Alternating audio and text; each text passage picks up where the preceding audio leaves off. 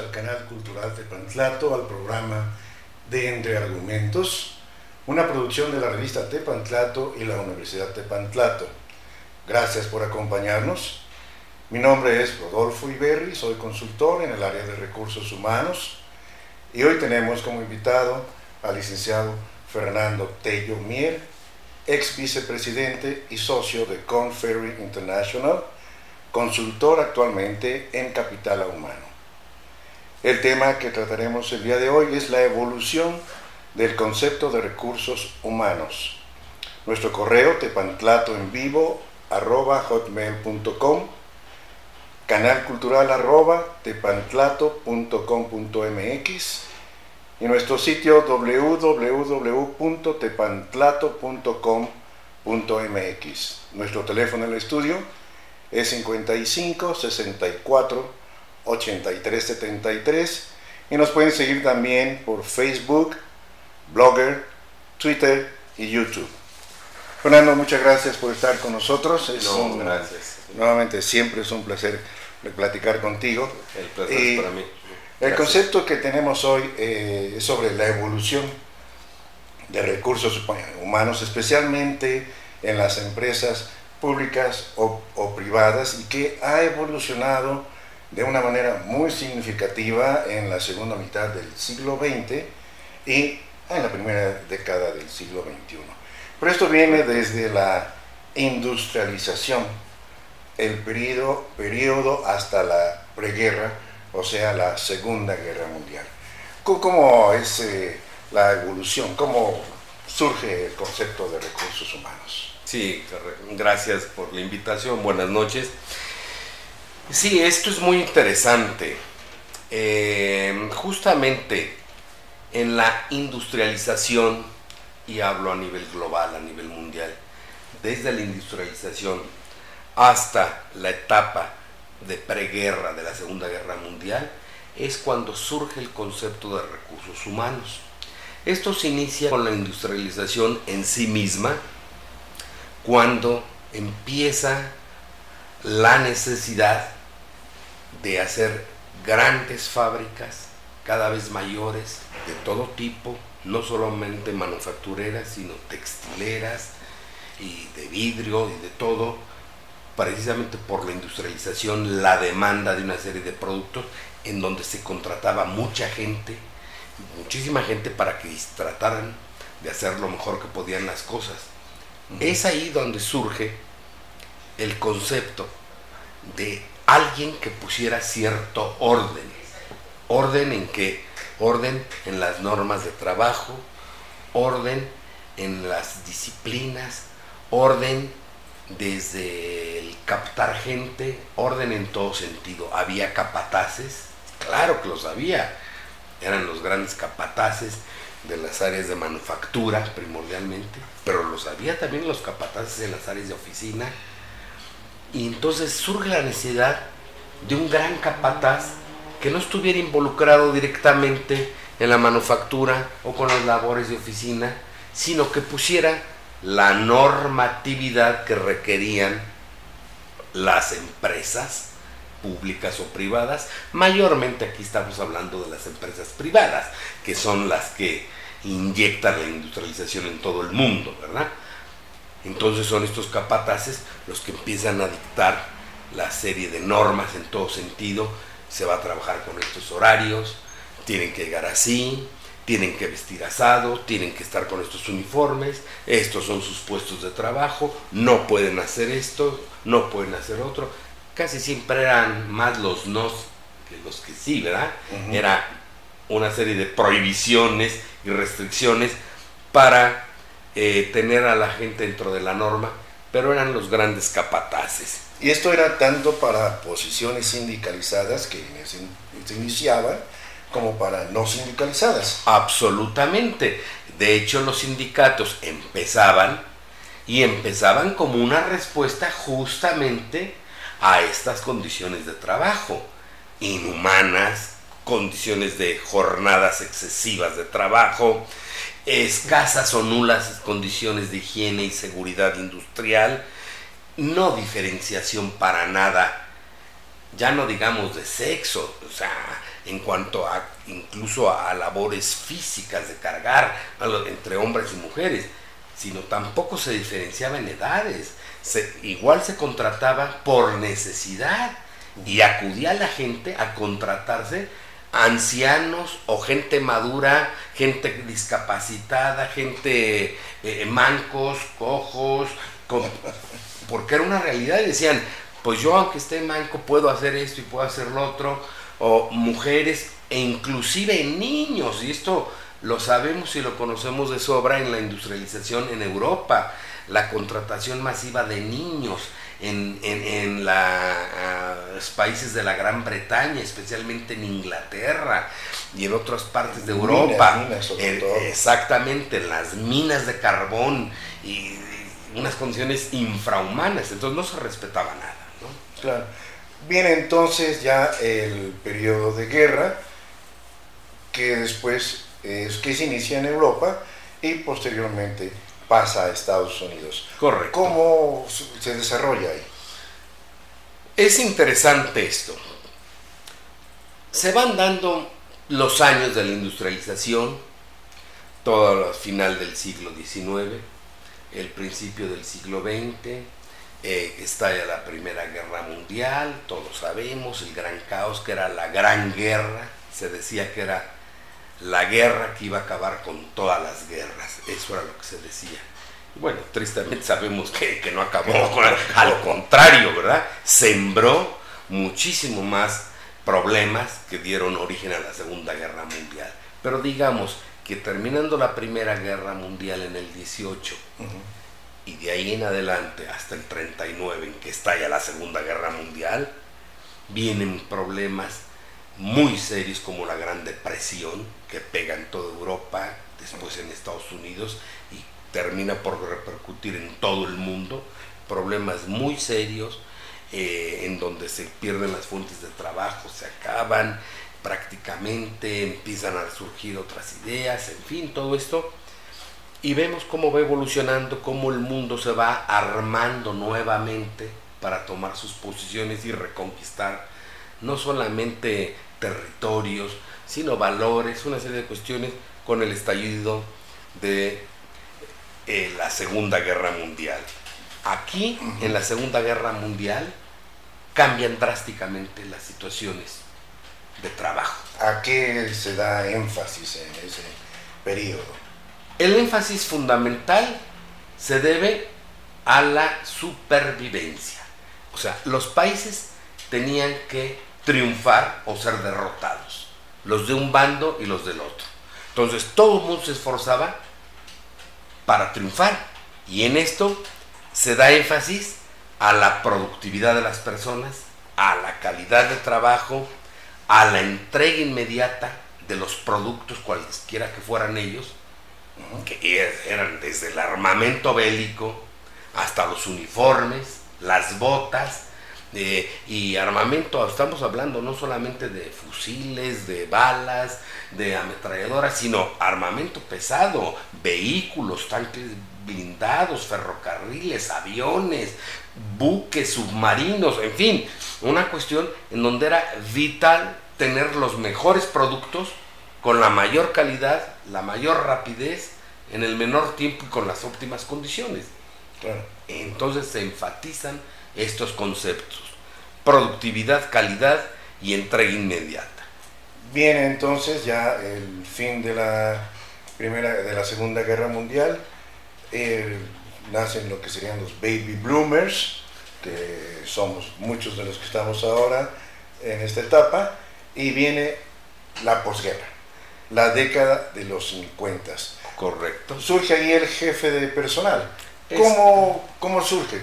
Es correcto. ¿Cómo nace ese concepto? Justamente, lo acabas de mencionar, se da el inicio de la etapa de los baby boomers famosos, ¿verdad?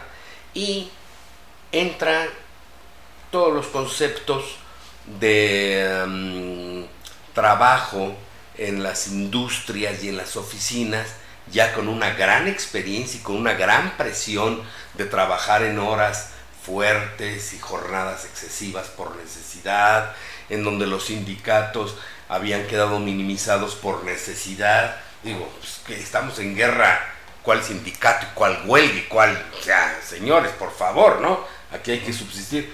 Ok, entonces se empiezan a normalizar todas estas cuestiones y balanceando un poco que no fueran ni las cuestiones excesivas que se dieron en la industrialización, ni excesivas por necesidad durante la guerra,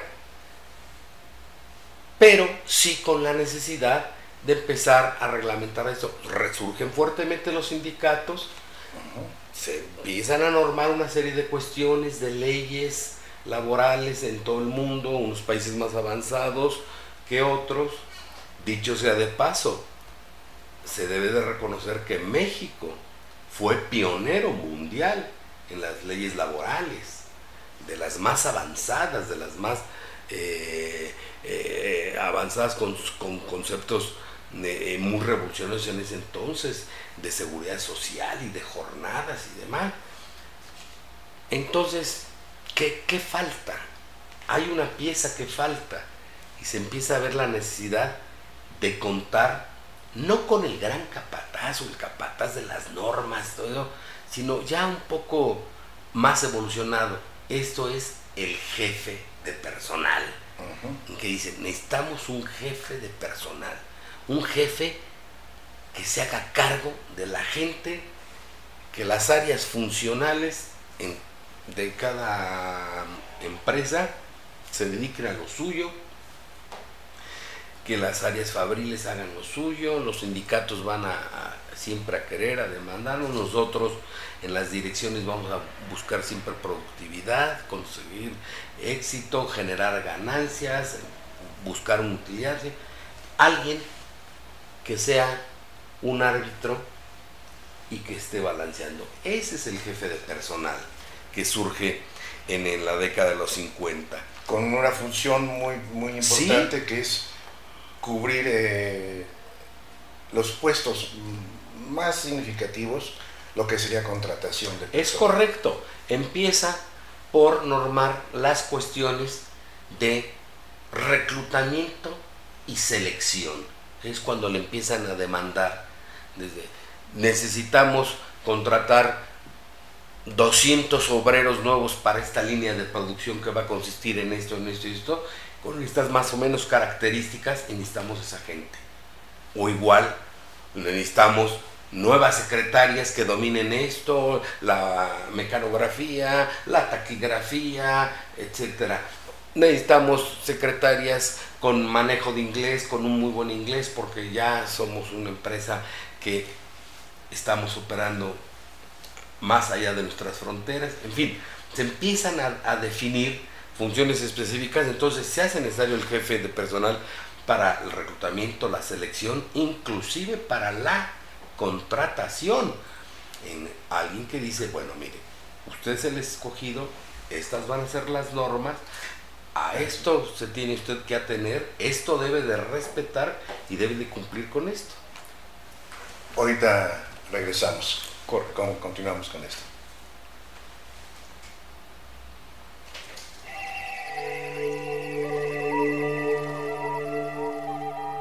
Anticiparse es cuidarse. La influenza es una enfermedad respiratoria contagiosa en todas las edades. Para prevenirla, lávate las manos con frecuencia utilizando jabón. Cubre tu boca al toser o estornudar con un pañuelo o el ángulo del codo. Coloca los pañuelos en bolsas de plástico cerradas y deposítalas en la basura. Si tienes fiebre, dolores musculares y de cabeza, te arde la garganta y tienes tos, acude de inmediato a tu unidad de salud más cercana.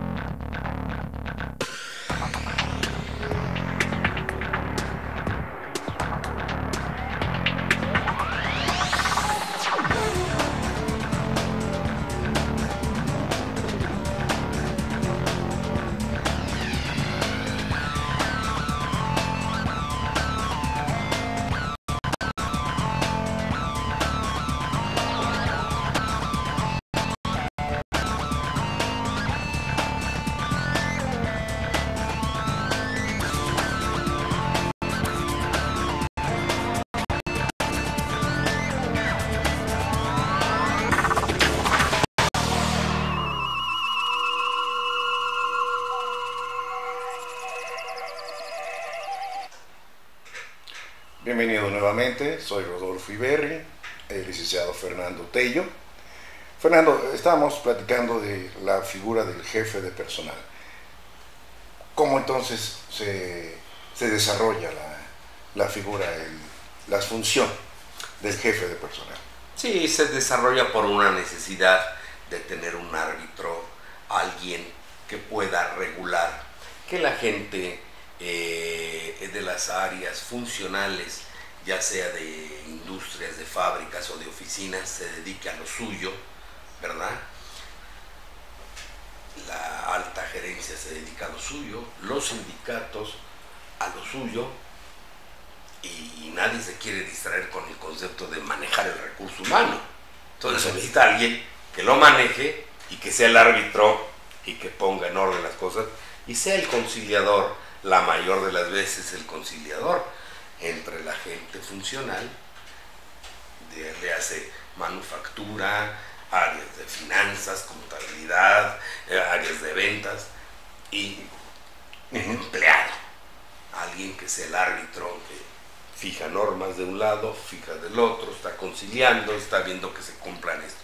Entonces, esta persona básicamente se mete a todos los aspectos, hablábamos de reclutamiento, selección, contratación, es la persona que empieza a elaborar los famosos reglamentos interiores del trabajo, que se hacen necesarios, ¿verdad? Que dicen, bueno, a ver, señores, vamos a poner esto por escrito, que incluso son situaciones que la propia ley prevé, que debe existir un reglamento interior del trabajo, con su normatividad, sus capítulos y normas disciplinarias y todo, precisamente para tener una norma de actuación, tanto de empleados como de empleadores, claro, tanto del personal como jefes, para que no haya abusos ni de un lado ni del otro, sino haya conciliación y óptimas condiciones de trabajo. Lógicamente el reglamento interior es diferente, se diferencia del contrato colectivo, que es manejado a través de los sindicatos. Absolutamente.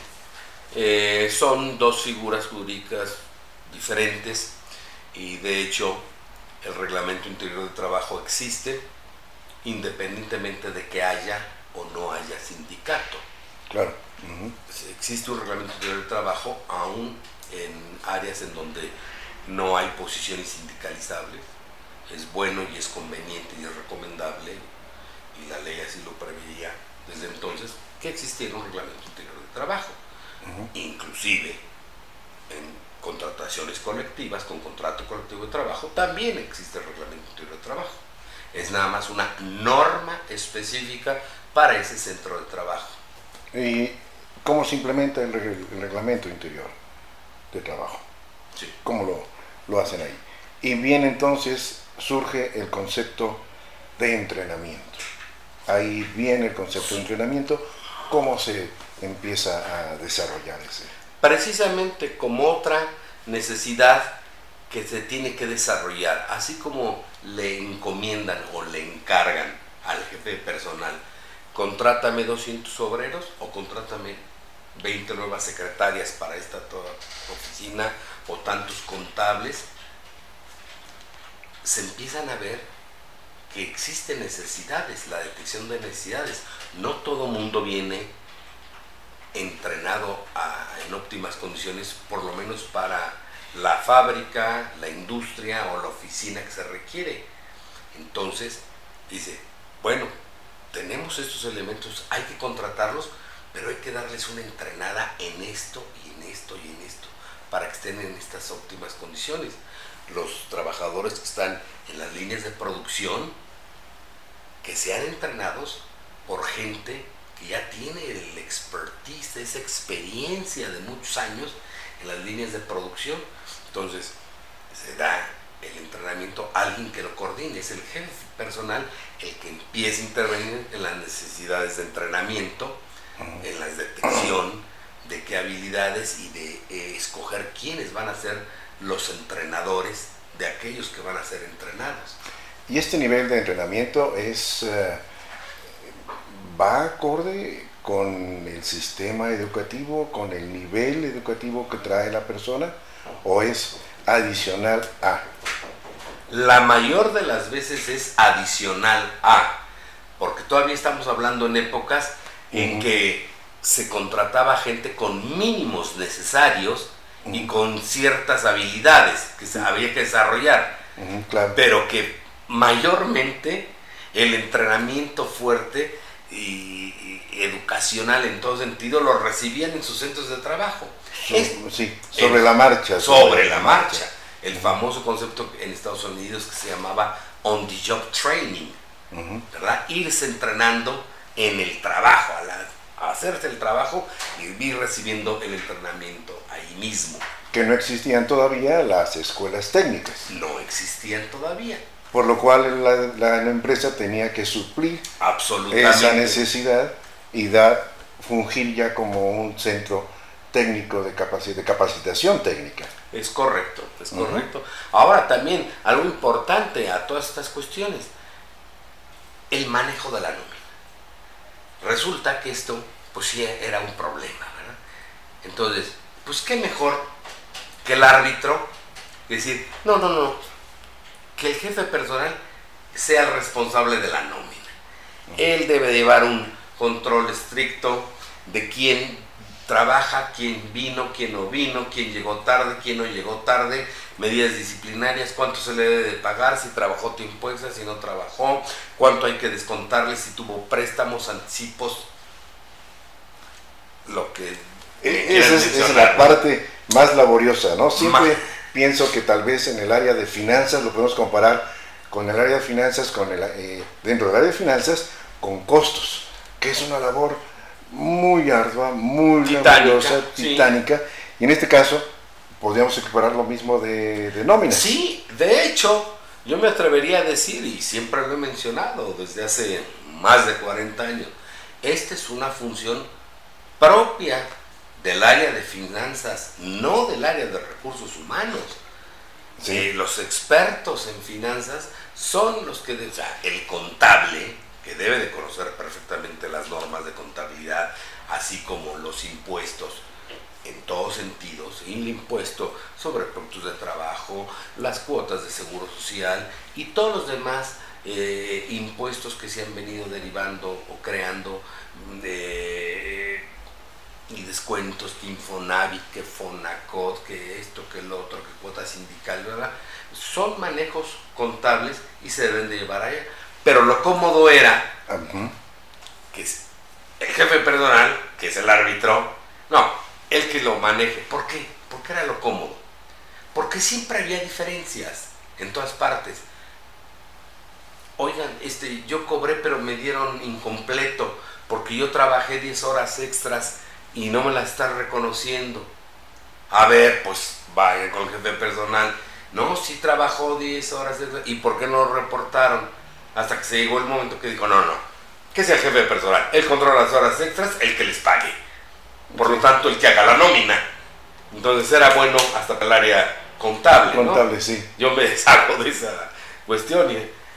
Es por esto que se da ahí el concepto de la nómina en el sentido más amplio y se empieza a manejar con esa responsabilidad. Sin embargo, el agente de recursos humanos debe tener muy buen conocimiento, seguimiento a los conceptos que se incluyen dentro de nómina, como es seguro social, ver que se esté pagando el seguro social, que esté en la categoría adecuada, que tenga el nivel de sueldo que le corresponde a su nivel, cosas que antes que en ese momento no se manejaban. Es correcto, pero hay que saber diferenciar.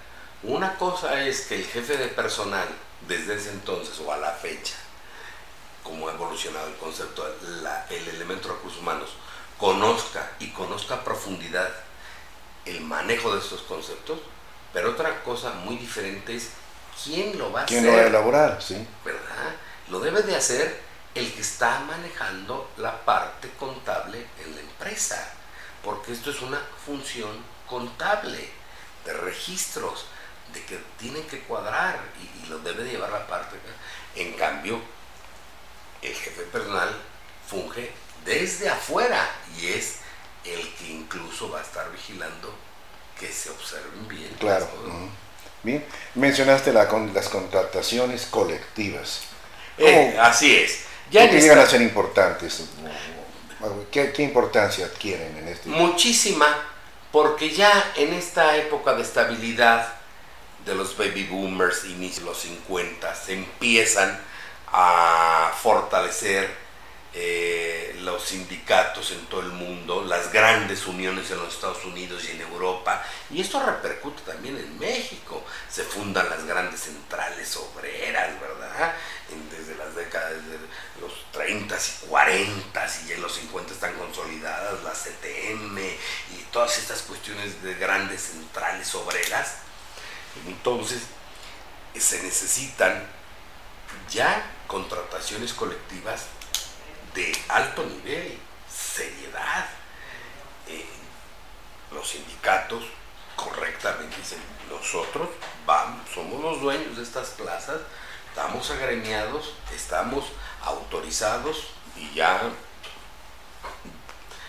con luz verde por las autoridades del caso, y vamos a regular esta cuestión. Desde nuestro punto de vista van a ser nuestros agremiados los que van a ocupar estas plazas de trabajo, y todos los nuevos se tienen que afiliar a nuestro sindicato, ¿ok? Entonces, ¿qué pasa? Bueno, pues el jefe de personal es el que tiene que negociar en representación de la empresa con los representantes del sindicato las condiciones laborales. Entonces empiezan a dar las contrataciones colectivas, las revisiones de contrato colectivo famosas, y que cada 2 años claro, se daban, ¿verdad? Y vamos a revisar las condiciones y las prestaciones y la negociación de los contratos. ¿Y cómo repercute esto en las relaciones obrero-patronales? Repercute para bien mayormente en casi todos los casos, porque se establecen cada vez mejor condiciones laborales, de higiene, de seguridad, de salarios más justos, de jornadas, de prestaciones, y con esto la relación día a día, para que fluya mejor, mejorando las condiciones de los trabajadores y de sus familias. Desafortunadamente, como siempre, o sea, nunca hay perfección. Cuando esto no se sabe parar, todo debe tener un límite. Voy a poner un ejemplo. Qué bueno que haya lugares de trabajo en donde, además de los días festivos y de descanso obligatorio que marca la Ley Federal del Trabajo, existieran otros. Qué malo que eso no tenga un tope. O sea, un sindicato no puede estar pidiendo cada 2 años o cada año un día más y un día más de descanso, ¿sí? O 2 días más de vacaciones. Oye, ¿qué ha pasado? Esto se ha visto mucho en México, sobre todo con sindicatos que son de empresas del Estado, o sea, de organismos públicos, en cualquier nivel, federal, estatal, municipal, descentralizado, desconcentrado, institutos autónomos o lo que sea, en donde uno dice, pero ¿cómo es posible que se llegue a esto? Y lo hemos visto también en otras industrias, por ejemplo en la industria de aviación o en la industria de ferrocarriles, en que se veían los contratos colectivos tan pesados que decían, no es posible que se hayan acelerado tantas las cosas y se hayan dado tantas dádivas, que la gente tenga derecho a jubilarse a los 40 años de edad. Eso es muy interesante. Vamos a regresar ahorita con ello.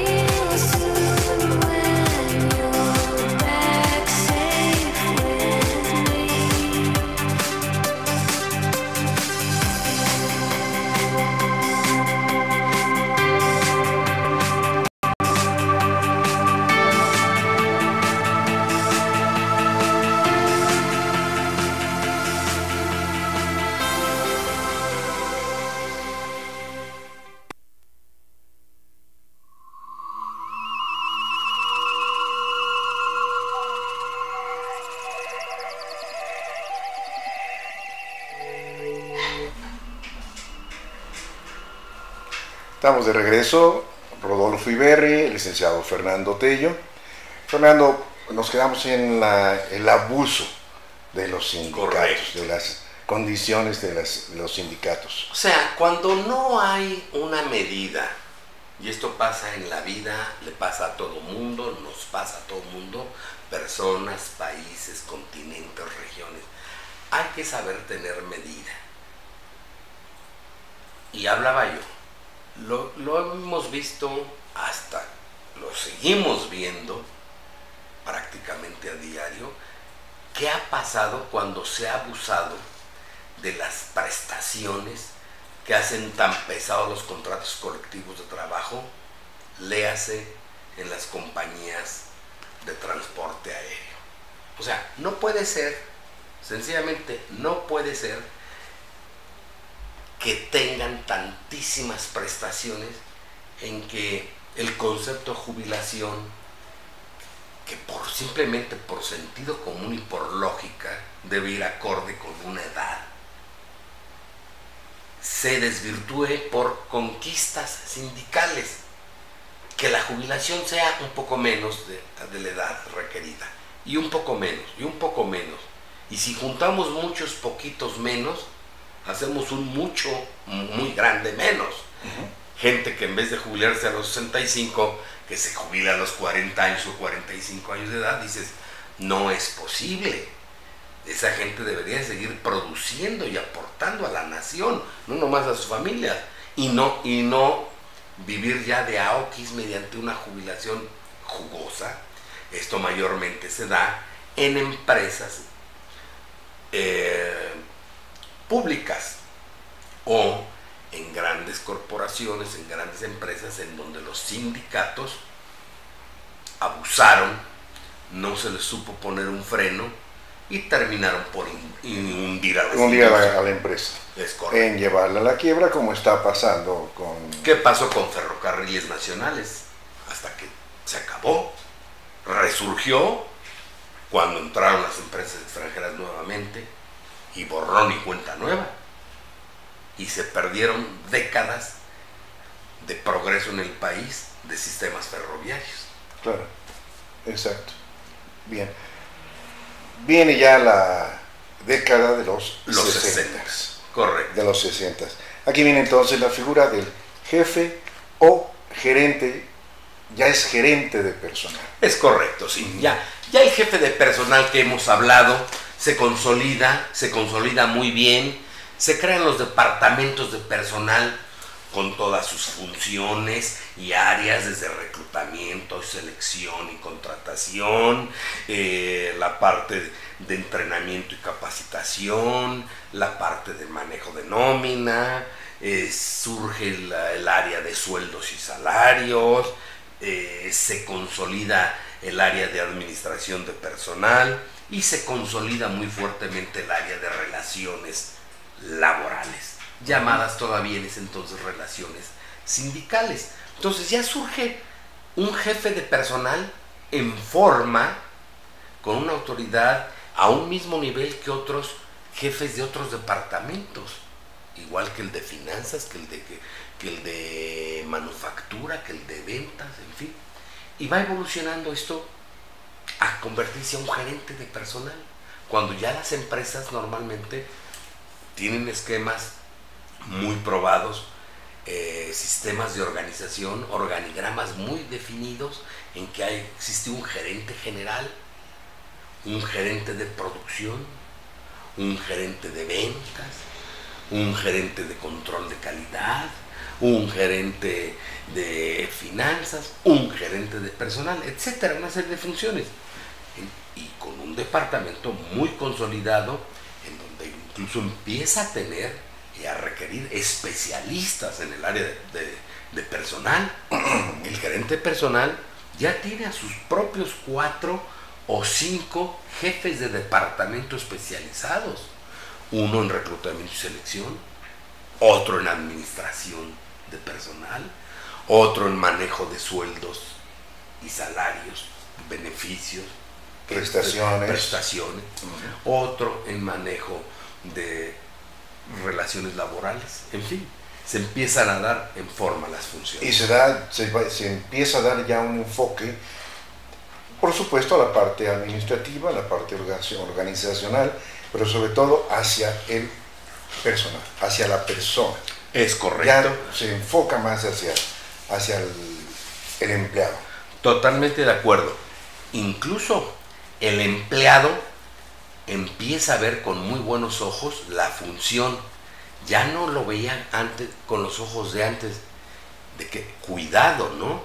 Que no le dijeran a alguien, te tienes que ir con el jefe de personal, porque ya el hombre iba con el rosario en la mano, ya sabía que si bien le iba, lo iban a liquidar, si bien le iba, y quién sabe si completo, pero en el mejor de los casos lo iban a liquidar. O sea, su temor era, vete a la oficina de personal, ya me corrieron. A ver cómo llego ahora a mi casa y le digo a mi familia, a mi esposa, ya no tengo trabajo. Eso se empieza a perder, afortunadamente. Empiezan a ver ya al jefe, que era entonces ya normalmente el gerente personal, como alguien más árbitro, más de poner justicia y a veces hasta alguien más de su lado. Claro. ¿Puedo recurrir a la oficina personal? Sí. No, es que yo quiero exponer esto, es que yo siento en que en mi área estamos más presionados que otras áreas, o mi jefe, o los jefes de esta área, o en general, sería bueno, pues hemos pensado que nos organizáramos mejor si nos pusieran un comedor en vez de traer comida, o que nos trajéramos nuestra comida, pero en un área donde pusieran mesas. Y, qué bien, se empiezan a poner comedores en las fábricas, ¿verdad? Enfermerías, campos deportivos. Entonces el empleado empieza a ver con buenos ojos la figura del gerente personal, alguien a quien acudir, un buen árbitro, alguien con quien pueda incluso abogar por ellos ante la empresa. Y el gerente personal así mismo dice, no, empresa, espérate, a ver, esto no podemos hacer con el personal. Digo, el personal, el elemento humano al final del día es la más grande riqueza que tienes. No es el elemento económico ni los activos, es el elemento humano. Y empieza a abogar por el personal. También influye que en la parte gubernamental empieza a poner más énfasis en las condiciones del empleado. Absolutamente, es correcto. La parte oficial, las autoridades cada vez se preocupan más por poner mayor énfasis, regular mejor las cuestiones, tener mayor equilibrio y en una situación más equitativa para todo el mundo. Exacto.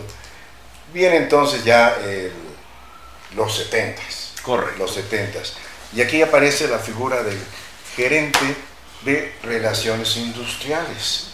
Yo tenía el concepto de, gerente de personal sería para oficinas, gerente de relaciones industriales para planta, pero aquí ya se incluye tanto la parte administrativa, la parte de oficinas, como la parte de operación, la parte de planta. ¿Cómo se conjuga, cómo fluye este concepto? Esto fluye justamente por la evolución en que se van dando las cosas. El famoso jefe personal servía para el área fabril como para el área de oficinas. Después se le va relacionando más la figura, como bien lo mencionas tú, más para oficinas que para el área fabril. Sin embargo, esa era la realidad. En todas las fábricas existía un jefe personal, en todas las empresas. Pero al mismo tiempo, y qué bueno que lo mencionas, porque en esta evolución hasta surge en México la carrera de relaciones industriales. Exacto. Surge esta carrera en el Tecnológico de Monterrey, se incorpora a la Universidad Iberoamericana. La Iberoamericana, que fue donde... como pionera aquí en la capital, claro. Y se empieza a difundir este concepto de se necesita un especialista a nivel profesionista con una licenciatura dedicado a manejar las relaciones obrero-patronales. O sea, las relaciones industriales. Por eso se llama relaciones industriales. Y esto en un sentido amplio, no nada más con el personal en sí, el elemento humano, sindicalizado o no, con todo el personal de la empresa, pero también con los sindicatos, y alguien que sea especialista y que venga con una escolaridad acorde y de muy buen nivel para poderse sentar con los representantes sindicales, los grandes líderes, los abogados de los sindicatos, y saber estar al tú por tú, comentar, discutir y negociarlas. Esto yo lo equiparaba también con la época de los gángsters en Chicago, en que decían vámonos a los colchones, going to the mattresses, para Correcto. estar listos para el momento de la pelea. En relaciones laborales, recuerdo también que la gente se sentaba y se reunía fuera de las oficinas en un hotel para planear la estrategia, y se pasaran 3, 4 días encerrados para el día que venía ya el contrato colectivo, sentarse con los líderes del sindicato. Era una estrategia, era una absolutamente lucha bien planeada. Absolutamente. Y por ejemplo, en corporaciones importantes, multinacionales o grandes corporaciones mexicanas, pero mayormente eran las multinacionales, las llamadas empresas transnacionales, en las que yo tuve una trayectoria bastante amplia.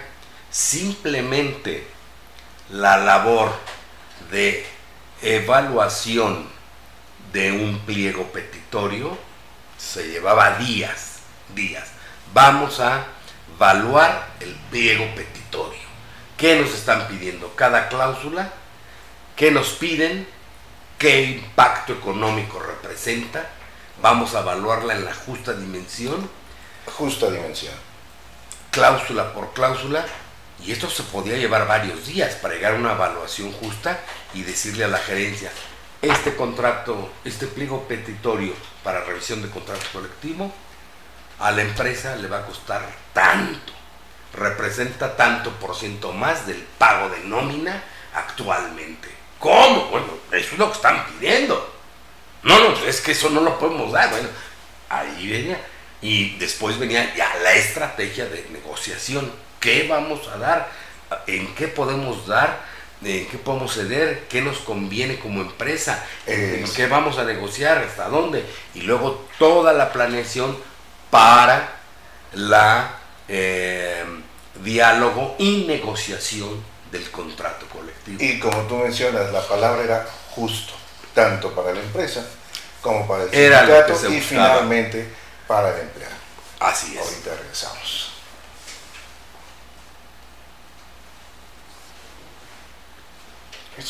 ¿Cuántos bloques nos queda? Uno. Ya, 7.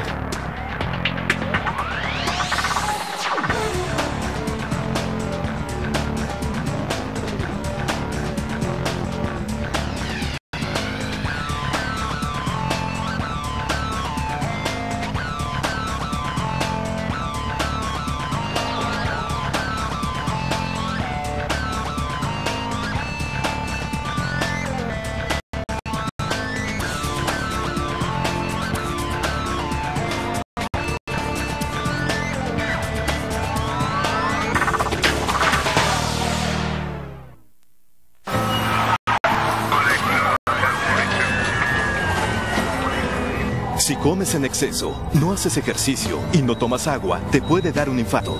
Es en serio. La obesidad te quita años de vida. El gobierno federal promueve acciones para combatir la obesidad y el sobrepeso.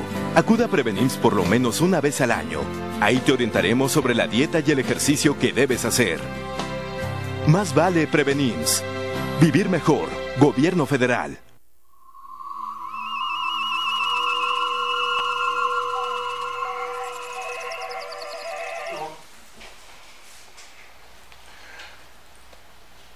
Bienvenidos nuevamente, soy Rodolfo Iberri, el licenciado Fernando Tello. Hemos avanzado muy rápido desde los 60, vamos a los 80 entonces, y entonces es ya el director de Relaciones Industriales. ¿Cómo ¿Cómo aparece ya el director de Relaciones Industriales? Esto también es una necesidad de la propia área. Un área en que venía cubriendo todo lo que hemos hablado, pero que al mismo tiempo era un área menospreciada o ninguneada la mayor parte de las veces por las otras áreas de la empresa.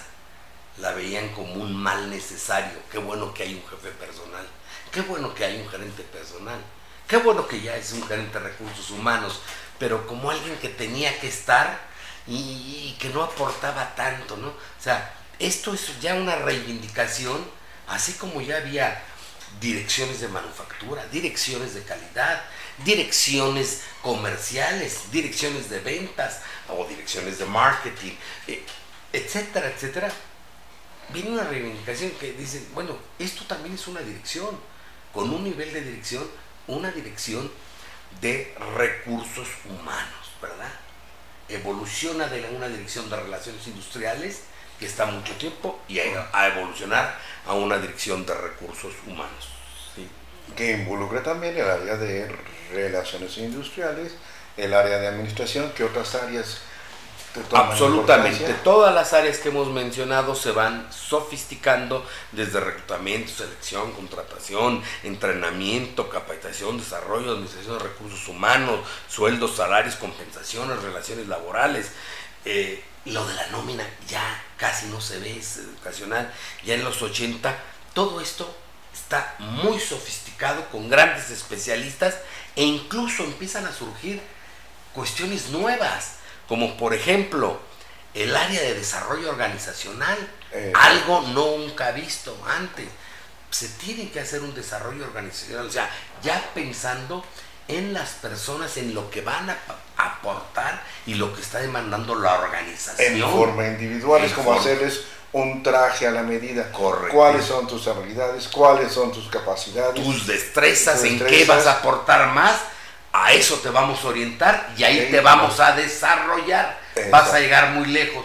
Y esto le gusta no solamente a la empresa, le gusta a los empleados. Dicen, qué bien, a mí me pusieron aquí en ventas y ahora estoy haciendo una carrera fuerte en ventas.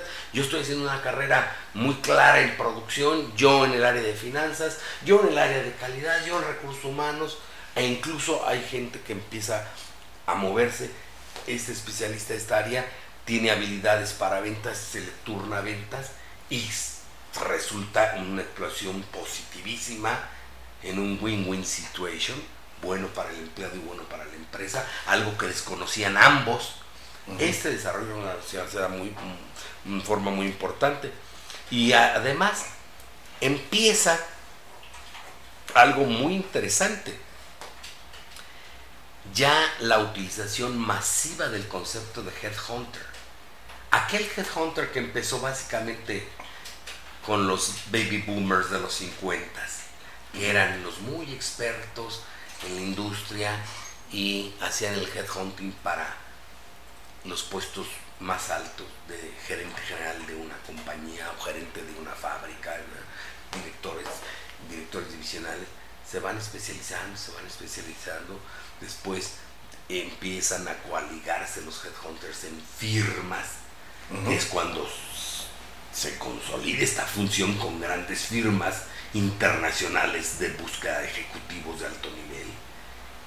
Y ya en este entonces, en la década de los 80, empieza la utilización masiva de headhunters, no solamente para la alta dirección en todas las empresas públicas o privadas, mayormente estamos hablando de empresas privadas, pero puede dárselo, sino también para la utilización de gerencia media o de posiciones o puestos especializados, algo con características muy especiales en que dicen, no tengo a la persona adecuada en este hay que momento, contratar un headhunter, alguien que nos localice, algo el cazatalentos. El cazatalentos.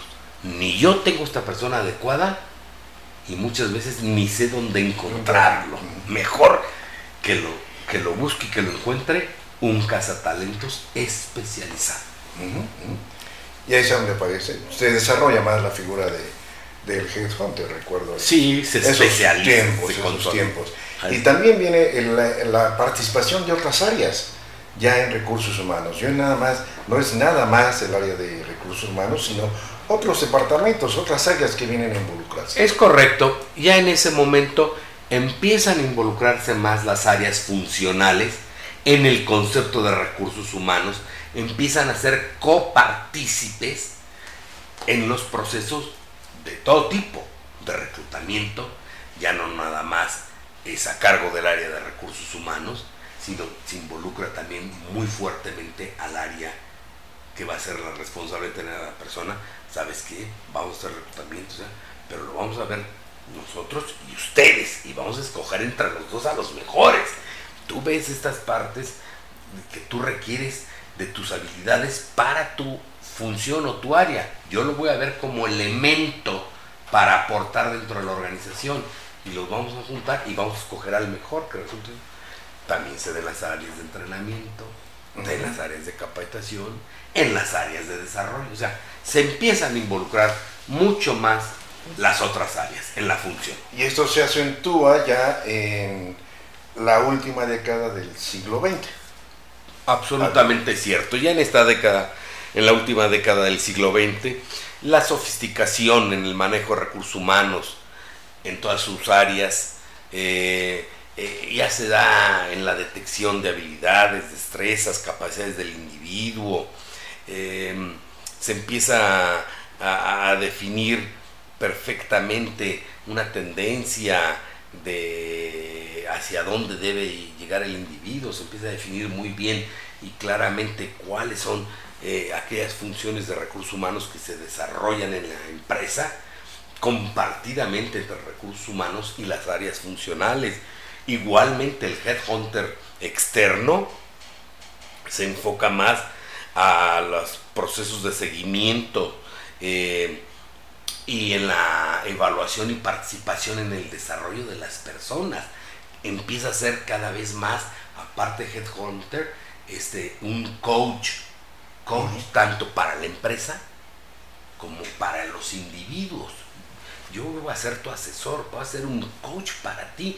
El individuo que recluté y que contraté para tal empresa, incluso me habla por teléfono y me busca y me pide consejo y yo le doy y empiezo a hacer... Que es una función que se hacía anteriormente, yo la hacía, tú la hacías, yo la sigo haciendo, es el juntarse con el individuo que reclutamos, y decirle cómo vas, cómo te sientes, el famoso y entonces, counseling, y darle la retroalimentación, el feedback a la dirección. Ahora ya en este caso de evaluaciones se está haciendo más importante, está haciendo ya más participativo en ese tipo de decisiones. Absolutamente cierto. Bien, ya entonces cada área vemos que se está involucrando más en el manejo de recursos humanos. En todas las fases del proceso de recursos humanos. Yo te quiero preguntar, Fernando, ¿cuál es el papel de la mujer en el área de recursos humanos? No es un área que inicialmente fue dominada por el hombre, el sexo masculino, entonces, y ahora ya vemos cada día mujeres muy capacitadas en posiciones de primerísimo nivel en el área de recursos humanos. ¿Cómo es este concepto actualmente? Actualmente es un concepto muy evolucionado, afortunadamente para todo el mundo, y digo afortunadamente porque la aportación de la mujer, como en muchos otros aspectos de la vida y en muchas funciones y responsabilidades, especialmente en el área de recursos humanos, ha sido importantísima. ¿Por qué? Simplemente por razones de género, las habilidades, las destrezas, el sentido que tiene la mujer es mucho mejor en muchas áreas, pero en estos recursos humanos es mejor en promedio y por mucho el de las mujeres que el del hombre. La mujer es más acuciosa, más minuciosa, más profunda, más detallista, con más método, más intensa, dedicada, trabajadora, en todos los aspectos, desde reclutamiento y selección hasta los aspectos últimos de headhunting. los vienen desarrollando y cada vez más y más y más. Vaya, ya las últimas décadas del siglo pasado y la primera de este, vemos la abundancia de mujeres ocupando la posición de directora de recursos humanos, la número 1 de la función en las empresas y la número 1 en las especialidades, en reclutamiento, selección, en capacitación, en asesoramiento, en administración de personal, en DO, igual en los aspectos de headhunting, de counseling, de coaching, de evaluaciones. ¿Qué hace que un ejecutivo en recursos humanos sea exitoso? ¿Qué le dirías? ¿Qué puntos, qué habilidades, qué visión debe tener? Mira, eso al igual que lo que te comentaba, el por qué la mujer ha sido tan exitosa y tan benéfica y tan para la industria, en esta función también, como en todas, se requieren de ciertas habilidades que se tienen o no se tienen. Los que son más exitosos en esta función de recursos humanos son aquellos que tienen gran empatía con el elemento humano, que saben empatar con la dirección, saben empatar muy bien con las posiciones de las direcciones y gerentes de todas las áreas, saben empatar muy bien con los representantes sindicales y saben empatar muy bien con los individuos en lo personal, hombres y mujeres. Saben entenderlos, saben escucharlos, saben discernir cuál es el problema, identificarlo y buscan soluciones. Son habilidades, la mayor parte de estas que son innatas, pero que también son habilidades que casi todo el mundo tiene, o todo el mundo tiene en mayor o menor medida. Cuando se tiene en menor medida hay que saberlas desarrollar.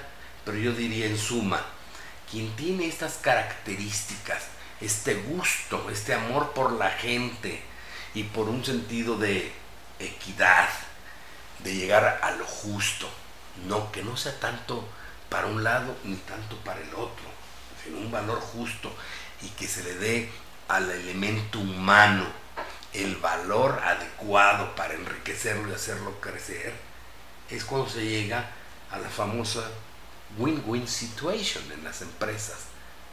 Una situación de ganar, ganar. Va a ganar la empresa porque va a tener mejores elementos, va a ser más rentable, más productiva, mejores ganancias, pero también va a ganar el elemento humano porque cada vez va a estar mejor reconocido, mejor pagado, con mejores condiciones y más a gusto en su trabajo, más satisfecho, profesionalmente, más contento profesional, personalmente y más orgulloso de pertenecer a la organización donde presta sus servicios. Fernando, muchísimas gracias. Amigos, muchas gracias. No tienes que agradecer. Gracias, al contrario, a ti por la invitación. Muy buenas noches. Les recordamos que la revista Tepantlato cumple 19 años en este 2011, difundiendo la cultura jurídica de manera gratuita y ahora otros temas culturales. A nombre de todos y cada uno de los que hacen posible esta emisión, les agradecemos su atención. Buenas noches. Buenas noches.